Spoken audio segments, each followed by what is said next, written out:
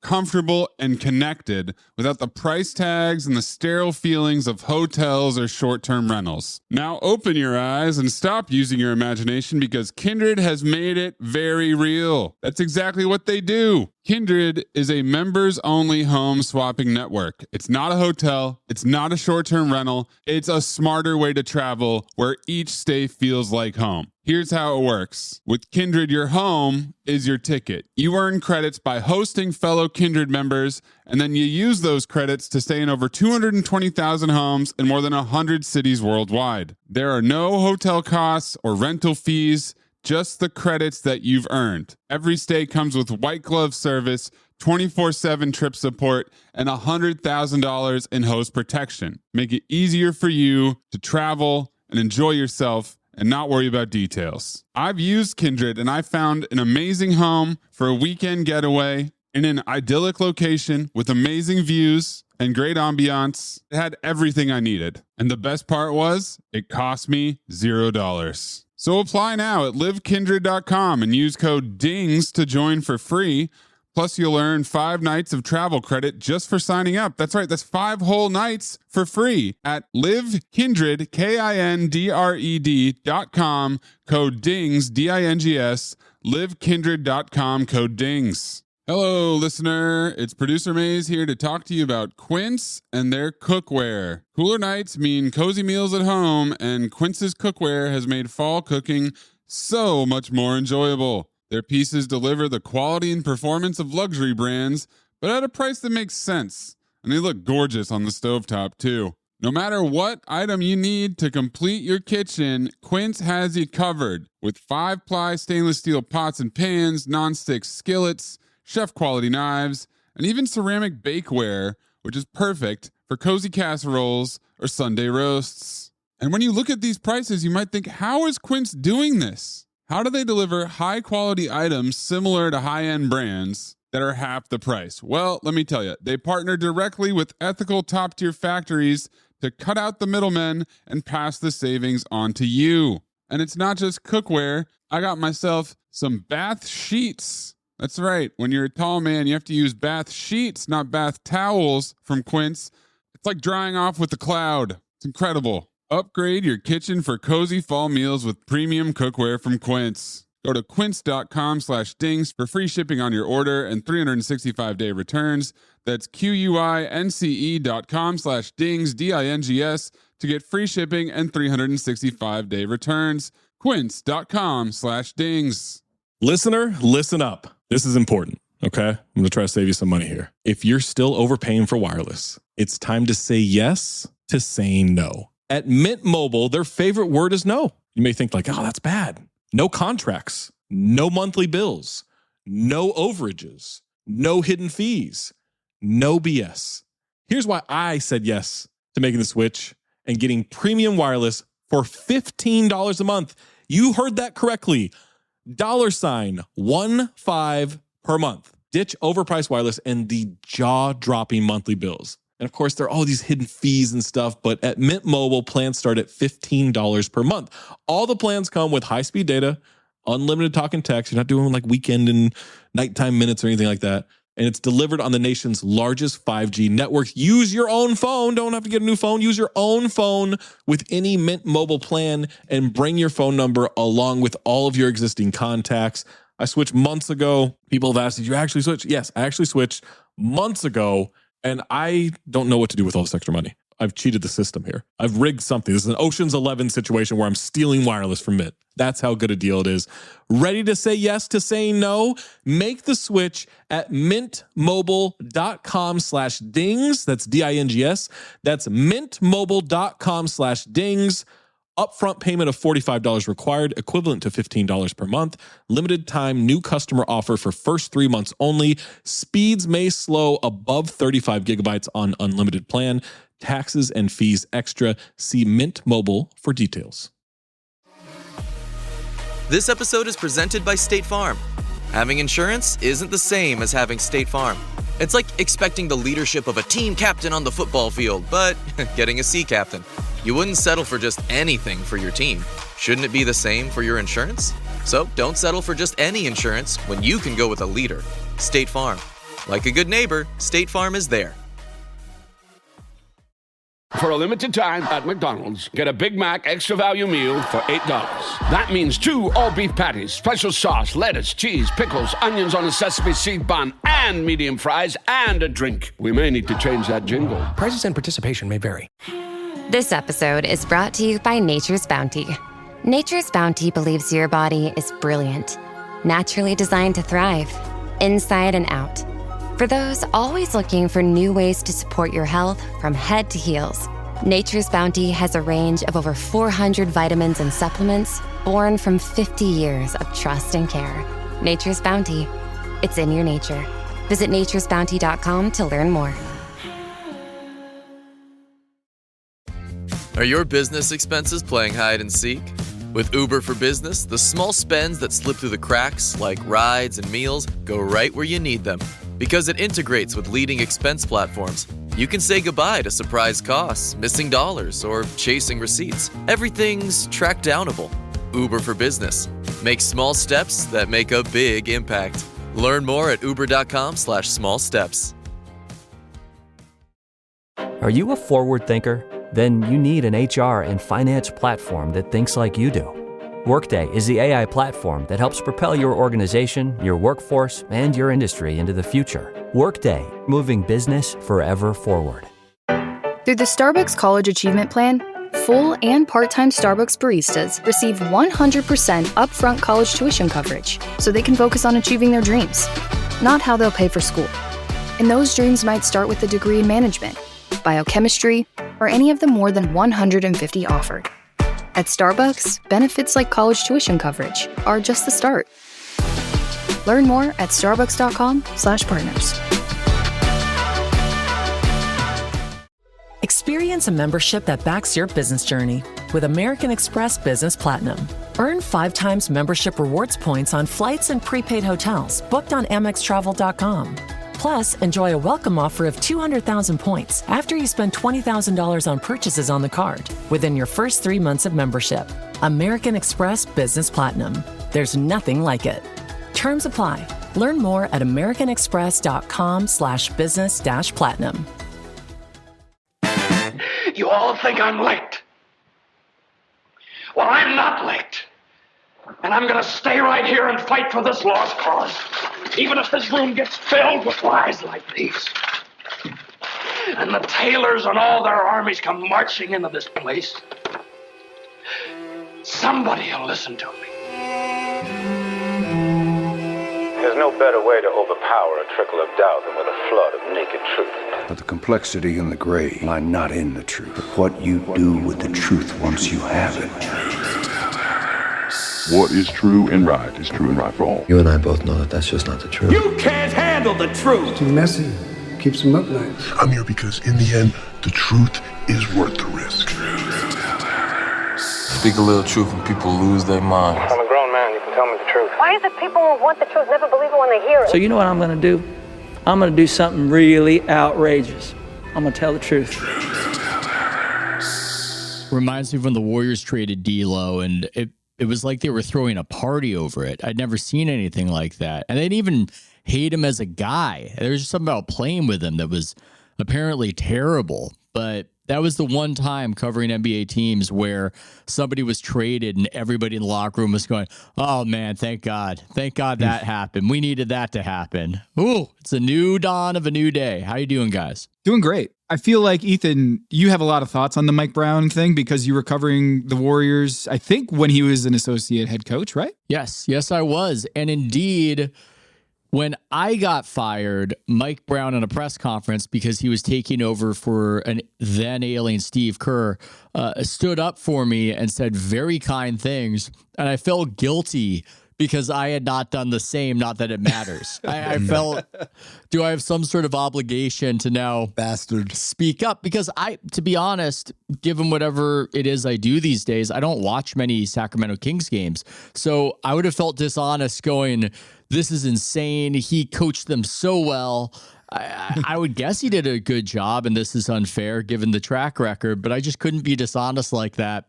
And I doubt anybody was looking to me for an appraisal and a defense of Mike Brown. But I felt bad. I was thinking about that over the past couple days, thinking, well, he did it for me. Shouldn't I do it for him? Shouldn't there be some reciprocity here? But apparently not. Maze, we got ourselves another honest podcaster.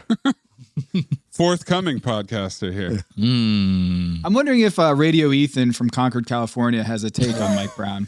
I wasn't even expecting that. I'm going to be like the old drunk in one of these action movies.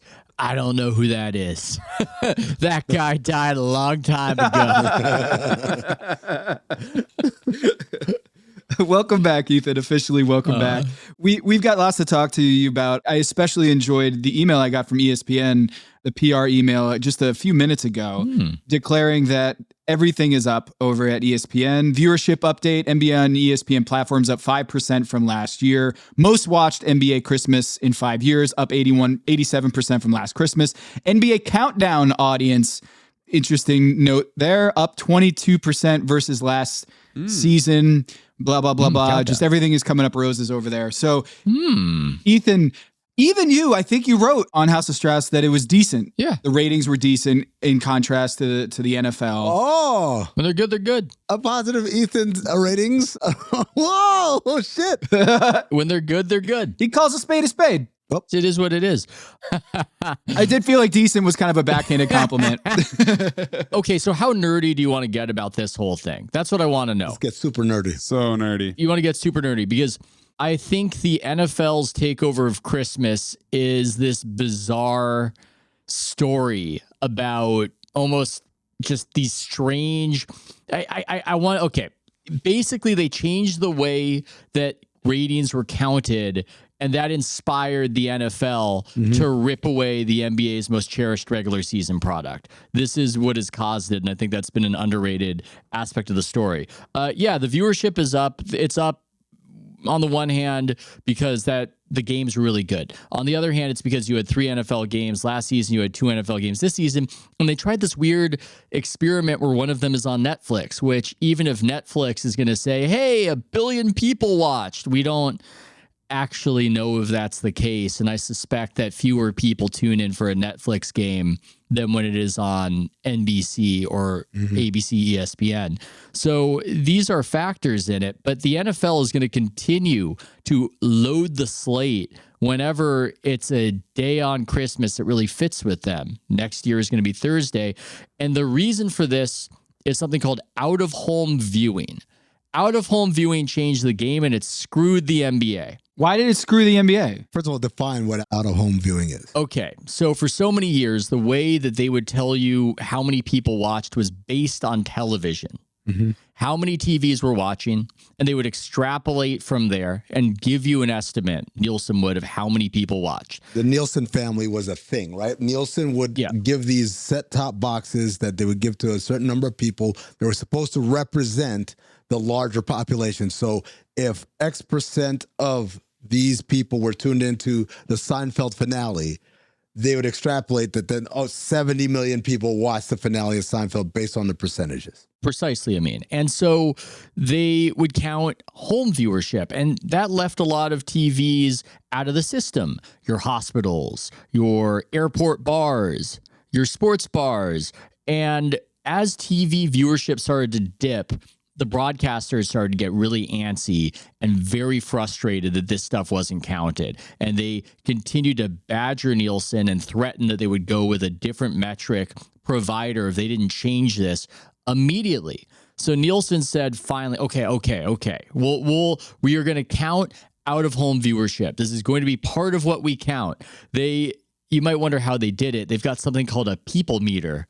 Not a people eater, but a people meter that people would carry. It's a purple people meter, a purple people meter that people would carry in their pockets, and it would pick up the signal of the TV that you were watching. Wait, what? You would have it in your pocket? Yes. Like you're at a bar and you would have a purple meter in your pocket, and that would send Nielsen the numbers? Yeah, no word if it was purple, but it was in your pocket.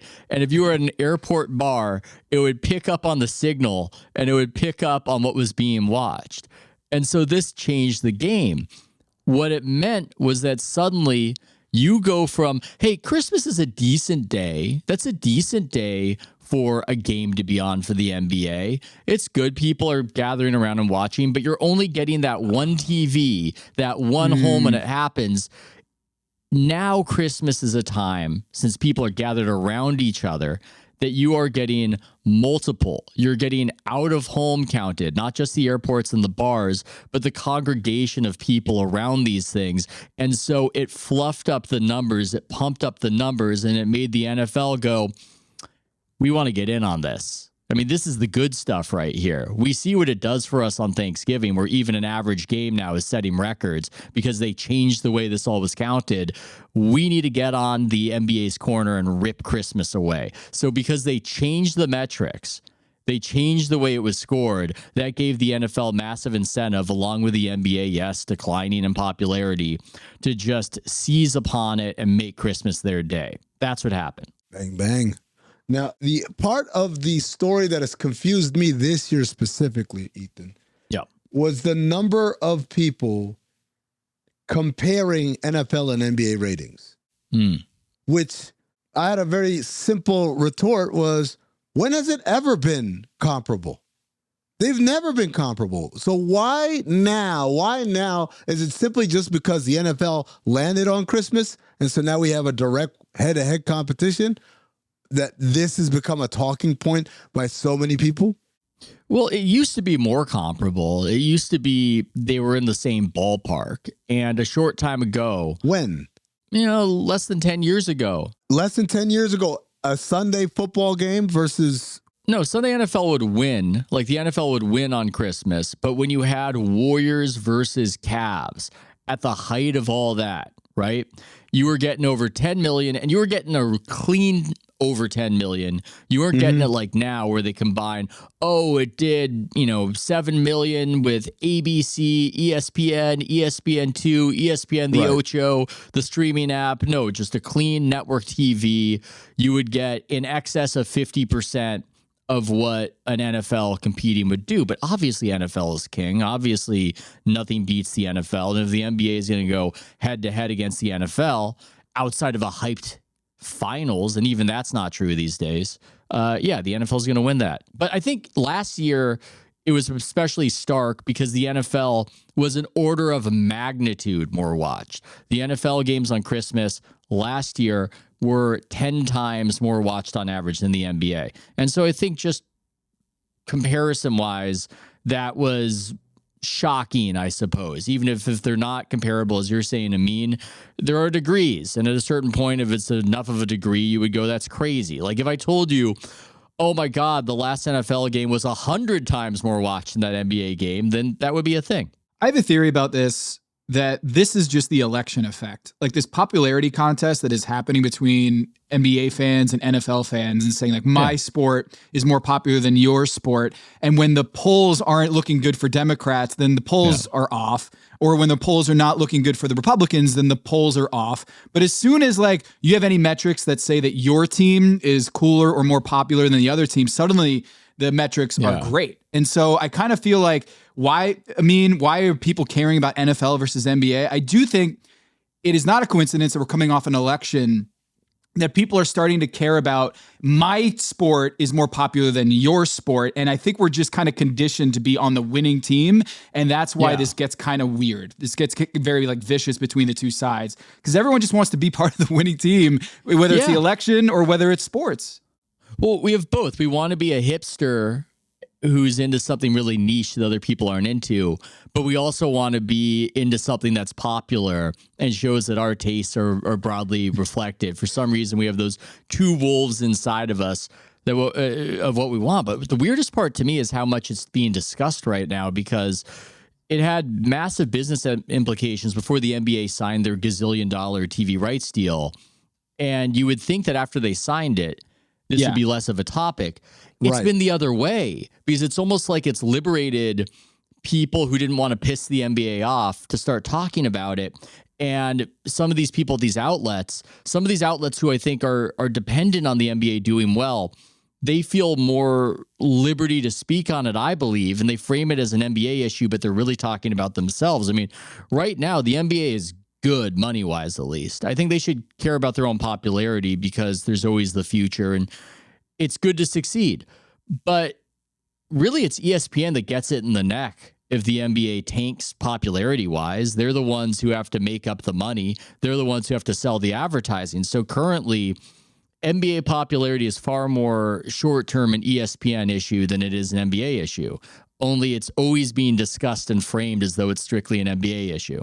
I did notice that the NBA account just retweeted the ratings stuff. Senioritis. And I was like, man, the leagues are promoting this. They're placing value judgments on this so that we need to care, and they're posting it on their platforms, which I don't know if that's a good thing. It just shows that like how important it is for the leagues to not just win the ratings, but let people know that they're winning the ratings. They're trying to keep their broadcasters happy because I don't think the broadcasters were very happy with the beginning of the season, what the numbers looked like. And they've got, it's a funny thing because did they overpay for the NBA? I don't know how to answer that question. It's a very different question for, let's compare two broadcasters. ESPN, I think that's a legitimate question. That's a legitimate question because Disney, ESPN, they're hemorrhaging money. So they're paying over $2 billion a year for those rights.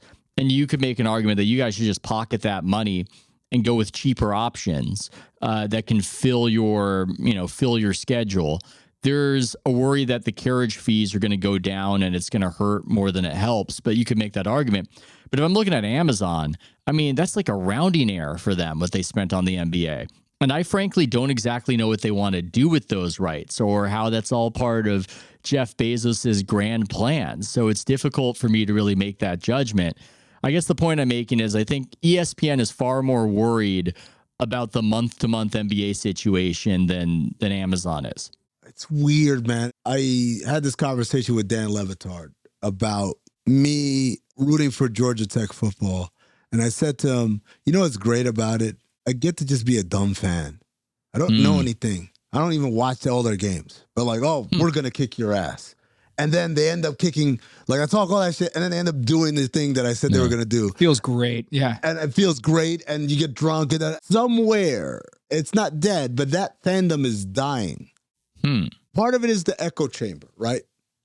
But I feel like, because I see it echoed literally everywhere, people talking about NBA ratings and then extrapolating that to because they shoot too many threes.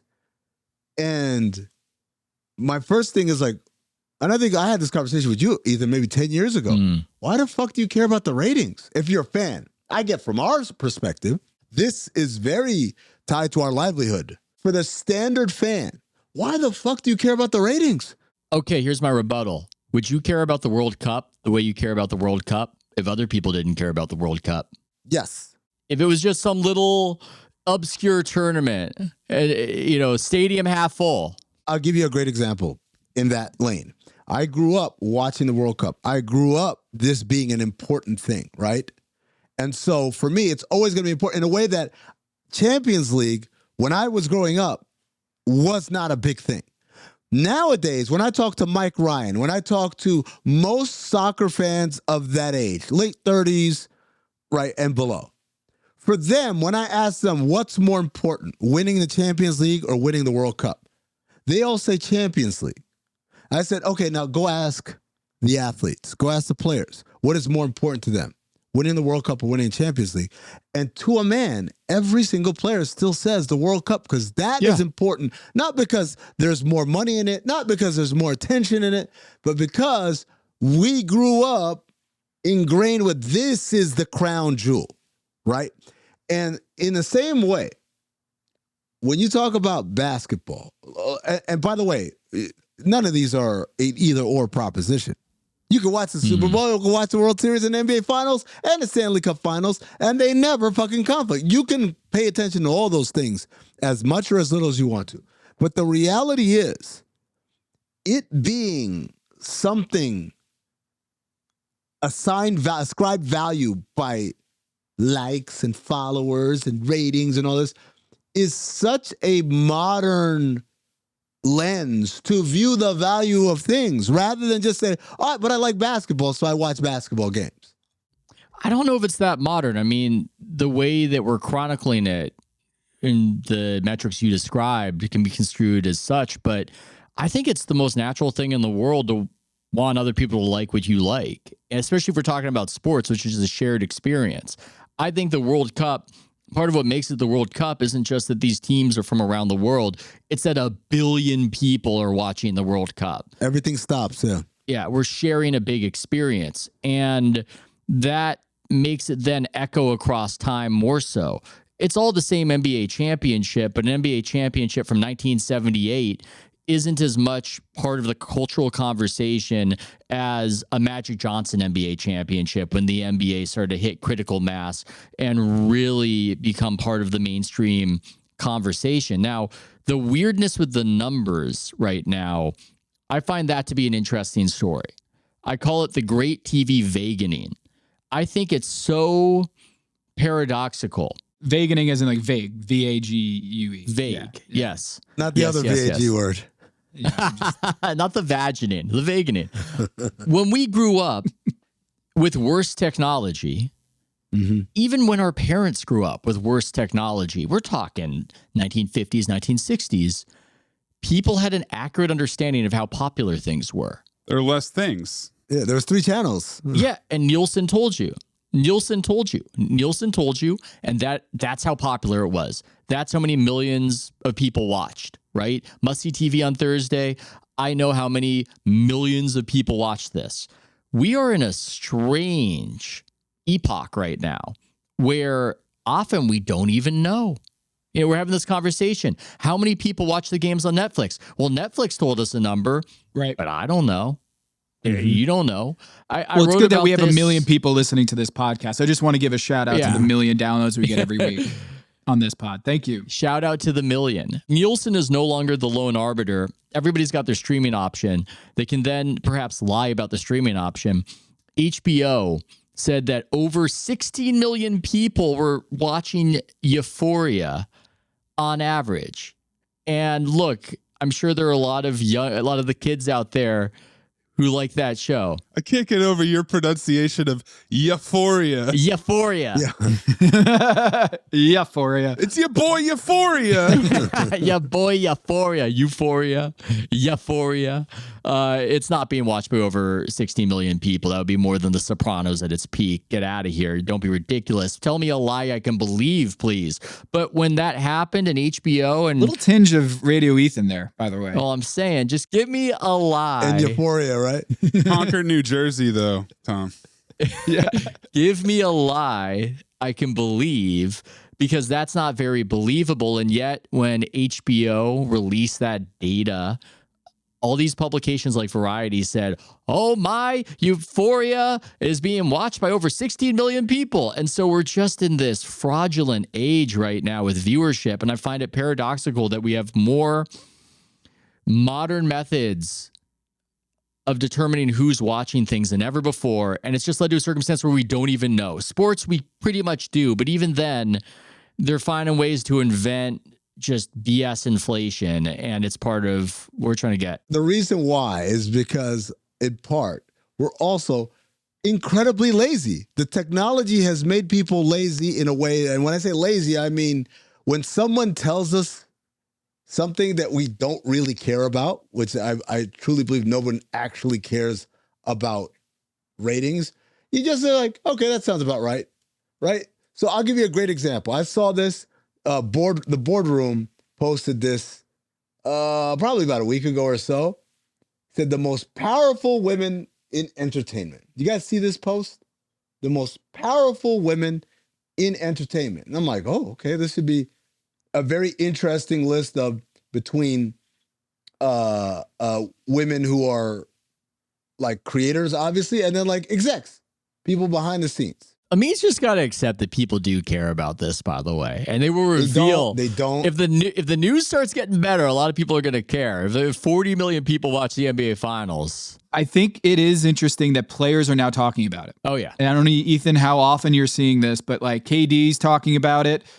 Josh Hart, after they beat whoever they did the other night, after the game, he noted, hey, we only took this few number of 3-pointers. I guess our ratings are going to go up because that's why no one's watching anymore, is because there's too many threes. So he's making a joke. And I'm wondering, Ethan, do you think that's a good thing that players are now joining in on this ratings talk while everybody else is talking about it? They're kind of placing value in the same way that the NBA is retweeting the viewership numbers. Players are now talking about it. Yeah, I think I have a different intuition than Amin has on this. I think Amin thinks that if more people talk about this problem, it becomes more of a problem and it almost drags the sport down more so. I might be putting words in your mouth, so you can correct me if I'm wrong on that. I tend to think more that it's easier to hit a target if you're aiming for it. And if you admit that you have an issue, you're more likely to solve that issue. And so if this is being discussed, I think measures might be adopted that could make things better. The problem is that I think Adam Silver, often he's got the right idea that something needs to be reformed, but he doesn't totally understand people and he won't adopt the correct measures and he'll try to almost solve it in too complicated a manner. I would just do something simple. When it comes to the threes, and I don't even know if I think the threes are the main issue here, but I just think there should be hand checking above the 3-point line. There's a lot of devil in the details of how that's implemented. That's what I'd do. Okay, so there's a lot of things. Number one, I don't disagree that you need to talk about it to fix it. I disagree that conversation needs to be public. Then it needs to be public. And number two, that conversation needs to happen with people who are either ill-informed or not informed at all. And and in that part, I'm not even talking about the public. I'm talking about some of the players, some of the people who are talking about this stuff. They're just saying things, just repeating things that they see. The 3-point, quote-unquote, dilemma, I want to get to that in a second because I did find the post. This was Boardrooms. They aggregated it from Hollywood Reporter's Power 100 Most Powerful Women in Entertainment. All right? I'm going to go from 5 to 1. The most powerful women in entertainment. Entertainment. Number 5. Just want to know where he's going with this. At number 5, they have 4 women who are all execs at HBO. Sarah Aubrey, who is the head of original content. Amy Gravitt, the executive VP, head of comedy. Francesca Orsi, executive VP, head of drama. And Nina Rosenstein, executive VP of programming. These brilliant ladies managed to fool us on the ratings of Euphoria, demonstrating that they are the most powerful. Right. Number 4 is Jennifer Aniston, actor and producer, Echo Films. I don't know what movies Echo Films has put out or what productions Echo Films has put out. Perhaps he's behind fucking Everywhere, Everything at Once and all them other fucking great movies that won Oscars and did tons of money. Perhaps not. But that's their number 4. Murder Mystery 2. Oh. Murder Mystery 2. Is that the... That's Adam Sandler. And her. Oh, fuck me. All right. Number 3. Actually, I'm going to skip 3. Let me just get to 2. 2 is Lauren Anderson, who's the head of brand and content innovation, Amazon MGM Studios. Okay. Number 1 is Pamela Abdi, who's the co-chair and CEO of Warner Brothers. All of these are okay. I'm like, I could see it, I guess. Number 3, Lucia Agnello and Jen Statsky, the writer-producers of Hacks. No. I'm starting to see the pattern. First of all, there's a pattern. You see like HBO execs, HBO show, and Warner Brothers. It's like an internal email that was made public. 3 of the top 5, right? Number 2, of all the shit made at HBO and made at Warner Brothers, they picked Hacks, which isn't even on HBO. It's on Max. It's only streaming. And they called the writer-producers of that show the 3rd most powerful women in entertainment. Hard to disagree. Yeah. We're looking at this Hollywood Reporter list. I'm reading it. I made the same connection you did, Ethan. Like, that's a lot of Warner Brothers. Work harder, Taylor Swift. Right. Number 1. Number 2, the boardroom just said, fuck it. Let's all right. And people take that information and they run with it. And that's what I'm saying. That people don't fucking care. We care about lists. You're right. We care about what's hot. We don't care about what's real. We just want something that presents any worldview and to just run with it. Which gets back to the whole popularity contest that the metrics matter only when it makes you look like you're winning. But it doesn't matter. That's my point. Like, no one actually cares. Oh, but if we had the truth if we had the truth, we would care about the truth. If we had the absolute, we know, like we did when we were kids, what the truth is, then everybody would care about that tremendously. I think what we're seeing is that we don't quite know what the truth is, so everybody is trying to angle for their favored presentation of what's happening and how popular they're, whether due to business concerns or emotional concerns, how popular their thing is, and they're excerpting it, they're curating according to it. But you're right, there's a lot of BS out there in entertainment news, and reporters repeat it. Now, switching to what you just mentioned in your last answer, talking about three-pointers and hand-checking. Yes, absolutely. I'm 100% with you. Three-pointers aren't the problem. The problem is hand-checking. The problem is, in order for us, right, the three-point explosion happened for one reason only. It said, hey, who are y'all paying to come see? Steph Curry, LeBron James, Kevin, the stars. Okay. All these other guys who you didn't pay to see, I mean, they're right there, but like, it's okay. But I didn't pay to see Royce O'Neal. I didn't pay to see Dorian Finney-Smith. Get the fuck out of the way. Let these guys do their thing. How do you get the fuck out of the way? By spacing. That's what the three-point explosion has done. It has taken away the Kurt Thomas baseline mid-range jumper. It's taken away the elbow pick and pop Tyrone Hill shot. And it's given those possessions to the people that we give a shit about. The problem is the lack of defense, the lack of resistance. In order for us to truly appreciate what's happening offensively, there has to be a measure of resistance, and that resistance is legislated out. And that's the reason. But going back to my echo chamber shit, one person says it on Twitter, another person says it, another. Next thing you know, fucking Charles Barkley and Stephen A. Smith are saying it on TV, and now it's propagated. It's because they shoot too many threes. What's your example? Charlotte versus Chicago in December. That's what represents our sport now. This is why I say these people don't fucking care. They just repeat. Well, I think it's a multi-factor issue. It is staggering. I know you're saying people shouldn't care, but the NBA having roughly half the audience it did a decade ago, it didn't hurt them financially. They're making more money than ever, but culturally, that's a huge shift, and people want to know.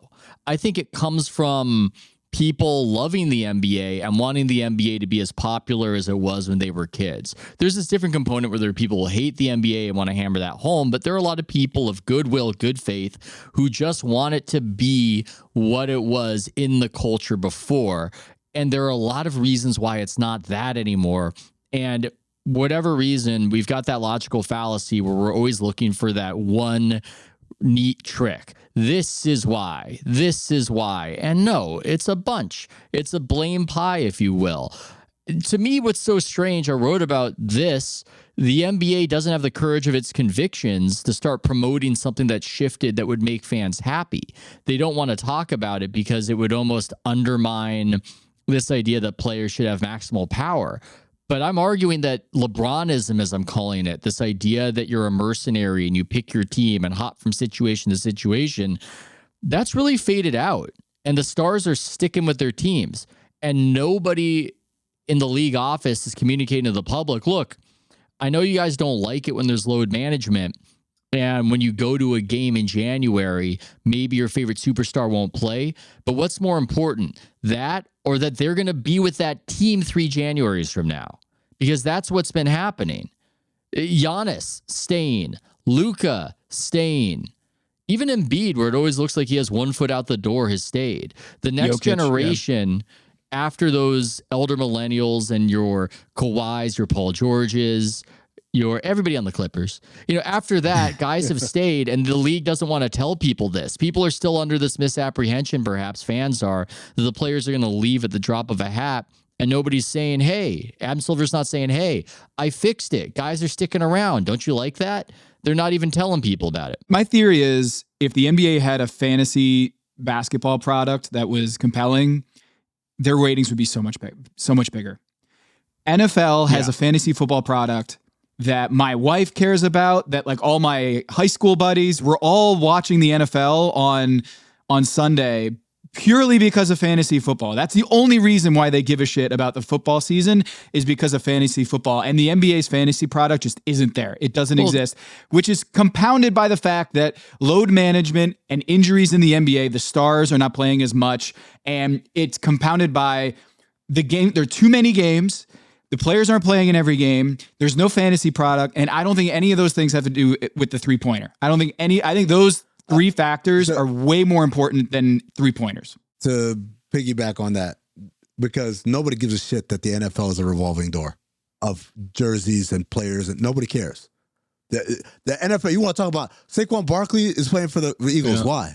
Why? Like, the guy's clearly great. Like Derrick Henry, like they're always somewhere else. Nobody cares about transients in the NFL. They would if it was the quarterbacks. They would hurt the sport if it was the quarterbacks. They get the main guy. They make the main guy stick around. But you were saying, I'm sorry. I think that's a red herring.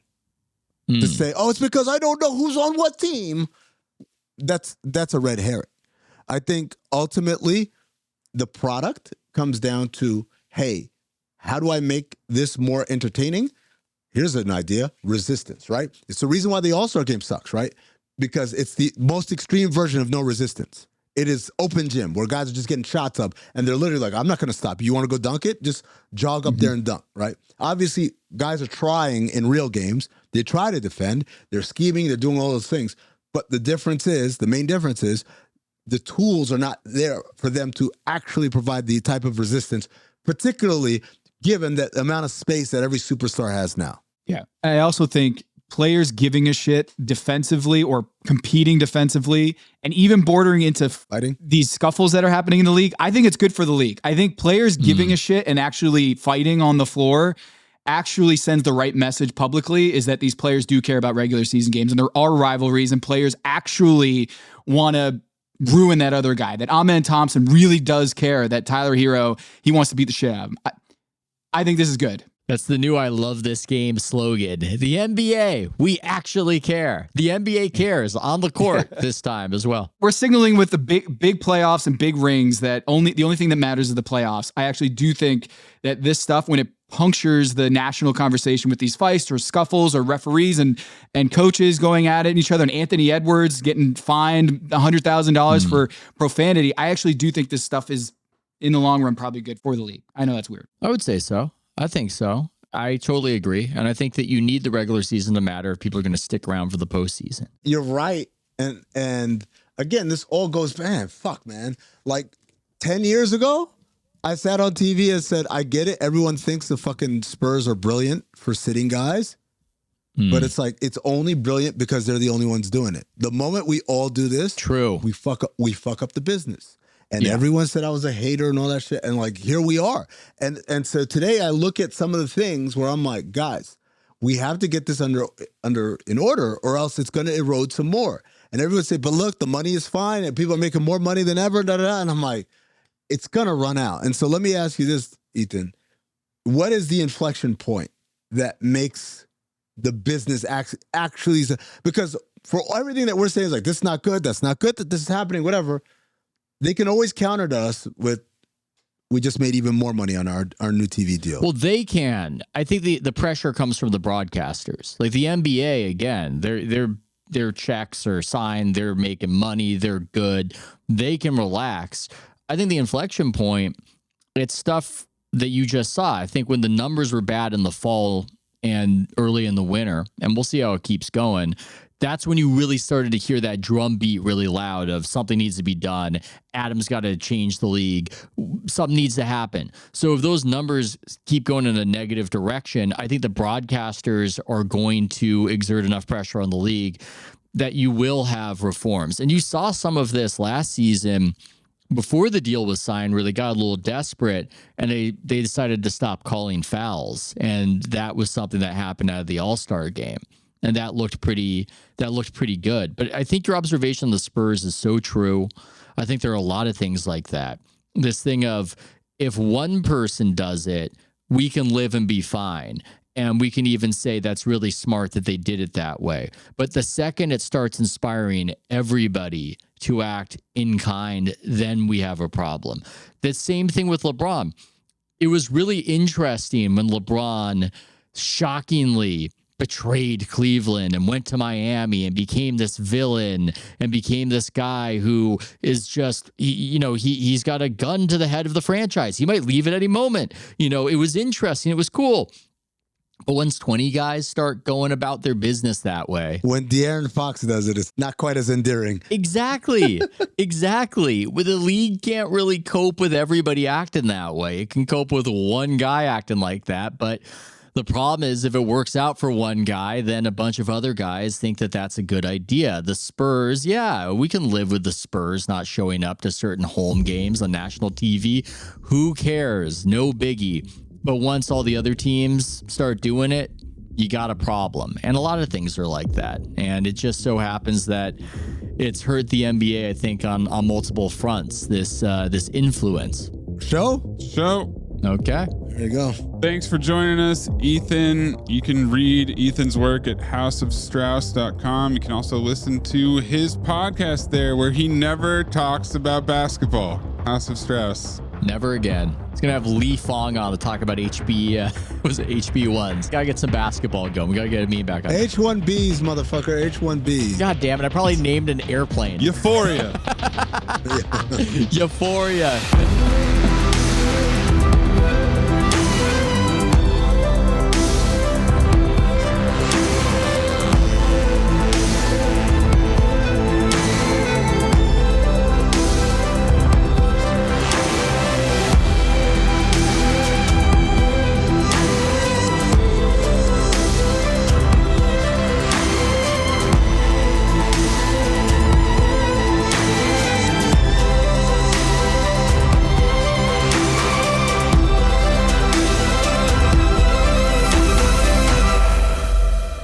Did you have a meeting with Amin Thompson? Is that why you got the accident? No, I actually had a meeting with Mike Brown. I told him, hey, coach, don't go to practice today. And he said, why not? What's the big idea? We had a bad loss last night. We should be fine. Then he came on. The first thing he did, he saw me and whap. Clap. His hand hit my face hit the floor. Here we are. Perfect. And you know what I said? It's not your fault, coach. It's not your fault, chief. They've been to the playoffs one time since the Bush administration. Are we on air right now? Are we not? Mike Brown's the agenda. I thought that was the transition I was going to. No, I was just asking what happened to your... You were just making an Amin Thompson joke. Just for funsies, yeah. That one was for free, huh? That was an off-air. A total cold mic joke that I was throwing at you. All right.